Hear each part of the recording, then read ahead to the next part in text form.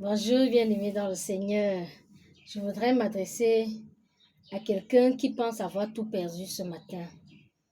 Toi à qui la vie ne fait pas de cadeaux, toi à qui la vie a peut-être retiré quelque chose que tu avais, je ne sais pas, ça peut être la santé physique, ça peut être sur le plan financier, sur tous les domaines de la vie, tu te sens manquant de quelque chose.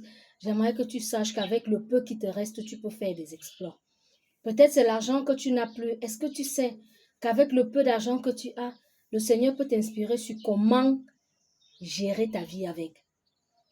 Tu sais que tu peux même créer des menus à vil prix. Le Seigneur peut te révéler ça. Oui. Et tu t'en sors. Peut-être c'est la condition physique qui a changé. Tu as un problème de santé maintenant. Comme moi, j'ai un bras malade là maintenant. J'ai un pied malade aussi. L'autre pied s'améliore un peu. C'est pour ça que j'ai dit un pied, parce que c'est celui-ci qui est encore un peu trop touché. Mais le Seigneur te révèle comment faire. Là, je vais te montrer comment je fais pour découper la viande. Parce qu'actuellement, je suis la première à être rentrée à la maison. Tout le monde est encore dehors, les enfants sont encore à l'école, mon mari est encore au travail, je suis la seule à être à la maison pour l'instant, je viens à peine de rentrer. Il faut bien que je prépare.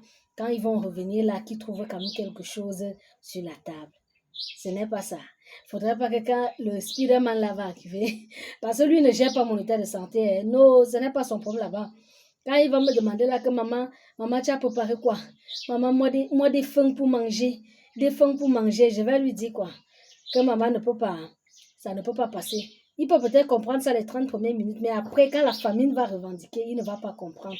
Le Seigneur m'a donc révélé comment je peux faire pour préparer. Je vous assure, moi, je prépare. Tu vas voir comment je fais pour découper la viande, n'est-ce pas? J'étais au marché. Je suis revenue du marché. Voici la viande ici dans le plastique.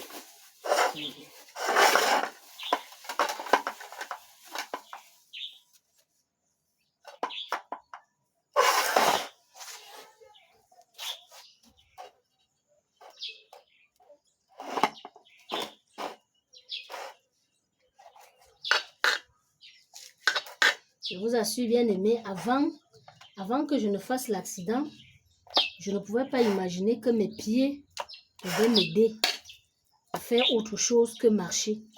Tout ce que je savais faire avec mes pieds, c'était marcher. Mais depuis que j'ai fait l'accident, j'ai découvert beaucoup d'autres options que je peux faire avec mes pieds. Avec mes pieds que tu vois là, je peux laver les habits. Avec les pieds-ci, je lave les assiettes. Avec ces pieds, j'entretiens ma maison. Tu vois comment je fais? Attends, là tu vois. Donc j'arrête la viande comme ça. Comme l'autre main est malade, je ne peux pas encore l'utiliser. Elle a encore un massage en kinésithérapie. Alors j'arrête et je coupe. Tu vois.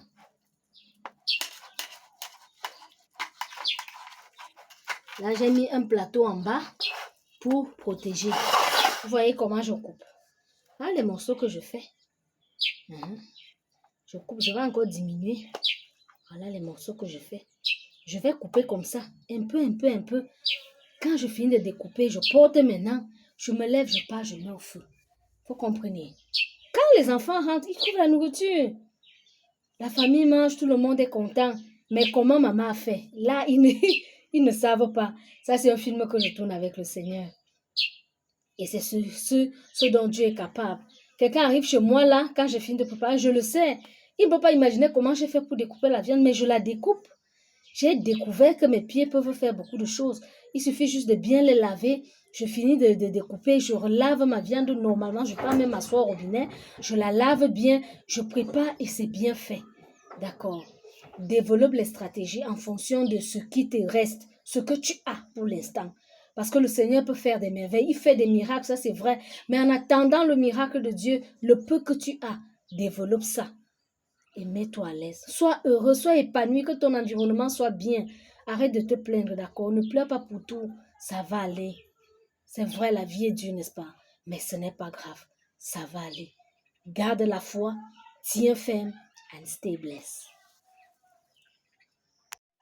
Là, j'ai dû prendre une planche parce que il y a certains morceaux qui sont difficiles à saisir. Ça glisse un peu, il y a les tendons dessus.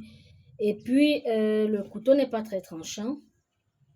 Donc, Quand c'est comme ça, j'utilise plutôt la planche. Vous connaissez la planche, non? Qu'on fait la cuisine avec. Voilà, pour ne pas poser la viande à même le sol. Donc, je prends la planche. Ce que je fais maintenant, c'est que je vais utiliser mes talons, vous voyez. C'est ça qui dit qu'il faut, on lave d'abord bien les pieds. Tu développes la propreté, non. Sinon, tu vas rendre tout le monde malade. Ça glisse un peu. Et le couteau n'étant pas très tranchant, il faut mettre un peu de force. Parce que quand le couteau est vraiment tranchant, non, ça passe. Ce n'est pas difficile, tu vois. Tu poses. Donc, arrête de pleurer. Arrête. Je m'adresse beaucoup plus aux gens qui étaient bien et qui aujourd'hui se trouvent en difficulté, qui aujourd'hui manquent de quelque chose. C'est pas seulement la santé, hein. Ça peut être l'argent, hein. Tu peux avoir eu beaucoup d'argent dans ta vie et puis aujourd'hui tu te retrouves vraiment au sol comme un enfant. Non, ne baisse pas les bras. D'accord, ne baisse pas les bras. Demande-toi que avec le peu que le Seigneur me donne d'avoir là maintenant, qu'est-ce que je peux faire? Comment je peux faire pour être bien, pour être indépendant, pour m'en sortir? Vous voyez là, moi-même, je coupe ma viande. Avant que je ne comprenne ça, vraiment, j'étais aigrie. Je me fâchais à tout moment que on ne m'aide pas. On ne m'aide pas. Je veux manger la viande, personne ne m'aide. Tout le monde est chez lui. Ça, c'est les sous-problèmes. Arrête d'avoir les sous-problèmes.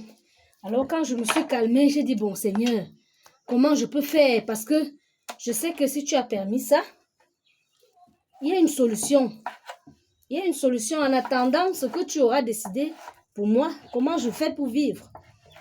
Le Seigneur m'a inspiré et voilà ça. Vous voyez, je fais mes morceaux. Voilà.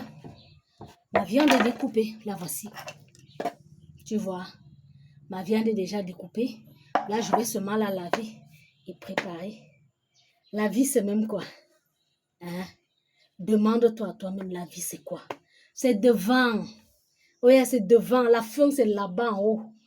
Tant que Dieu n'a pas dit Amen, il n'y a pas de Amen.